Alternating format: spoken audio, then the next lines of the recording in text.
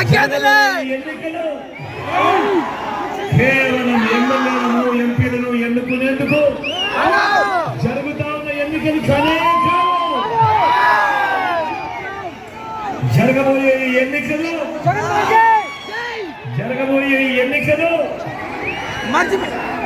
మన ఇంటింటి అభివృద్ధిని,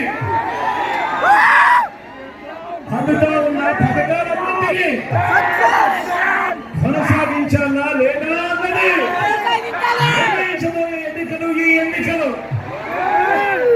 ఈ ఎన్నికల్లో జగన్కు ఓటు వేస్తే పథకాలన్నీ కొనసాగింపు, ఇంటింటి అభివృద్ధి. అదే పొరపాటున చంద్రబాబుకు ఓటు వేస్తే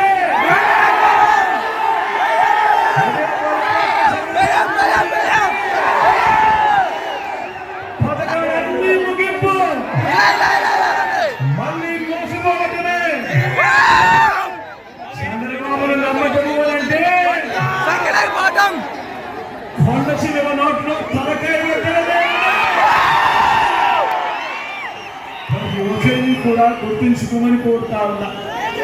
ఇదే తన గత చరిత్ర చెప్పిన సత్యం.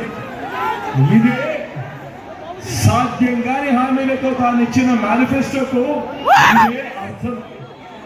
ఈ విషయాన్ని ప్రతి ఒక్కరిని కూడా గుర్తుపెట్టుకో.